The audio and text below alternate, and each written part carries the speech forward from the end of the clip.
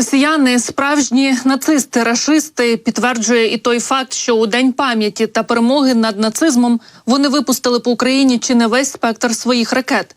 Кинджали, іскандери, керовані крилаті та балістичні ракети летіли по мирних містах України. Ворог атакував 7 регіонів, понад 50 ракет і більш як 20 шахедів били по інфраструктурі у Львівській, Вінницькій, Київській, Полтавській, Кіровоградській, Запорізькій та Івано-Франківській областях. На Київщині постраждали 2 людей, на Кіровоградщині – 1 дитина. Під удар потрапили об'єкти енергетичної інфраструктури, близько 30 житлових будинків, громадський транспорт, автомобілі. У Запоріжжі пошкоджена будівля пожежно-рятувальної частини. Над ліквідацією наслідків сьогоднішніх обстрілів працюють 350 рятувальників та 100 одиниць спеціалізованої техніки. В ДТЕК повідомили, що Росія атакувала 3 теплоелектростанції, серйозно пошкоджено обладнання. Енергетики в ці хвилини працюють над ліквідацією наслідків атаки. Це вже 5-й масований обстріл енергетичних об'єктів компанії за останні 1,5 місяці. Востаннє ворог атакував теплоелектростанції ДТЕКу під час масованих атак 22 та 29 березня, 11 та 27 квітня.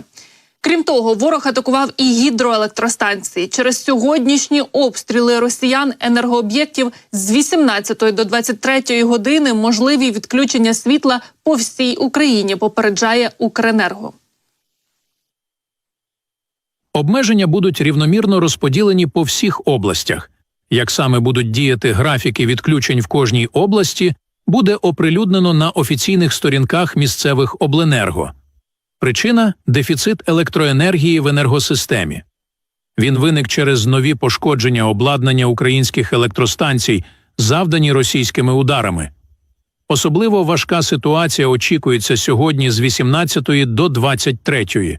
Диспетчерський центр Укренерго застосовує всі наявні заходи для подолання дефіциту, зокрема імпорт та аварійну допомогу електроенергії з енергосистем країн Європи.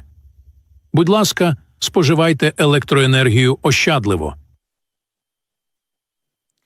Вишукував позиції української ППО та наводив ракети на Кривий Ріг. СБУ затримала інформатора російського воєнкора. Контррозвідка Служби безпеки зірвала ще одну спробу РФ завдати вогневого ураження по локаціях Сил оборони у прифронтовій Дніпропетровщині. Щоб скоригувати ракетний удар по об'єктах ЗСУ, окупанти дистанційно залучили свого інформатора – 27-річного місцевого жителя. Його дії координував кремлівський воєнкор, який входить до медійного пулу Путіна та співпрацює з російською розвідкою. За вказівкою ворожого пропагандиста його поплічник об'їжджав місцевість, де намагався виявити місця базування радіолокаційних станцій та зенітно-ракетних комплексів. Додатково молодик відмічав і на Google-картах геолокації українських блокпостів, а також ремонтних баз військової техніки. Отримані відомості фігурант планував месенджером передати окупантам через російського воєнкора, однак СБУ своєчасно викрила ворожого поплічника і затримала його на гарячому, коли він проводив дорозвідку цілі. За даними слідства, фігурант поширював у телеграм-каналах антиукраїнські коментарі і таким чином на початку цього року потрапив у поле зору російського пропагандиста. Зловмисник нині перебуває під вартою, йому загрожує до 12 років тюрми.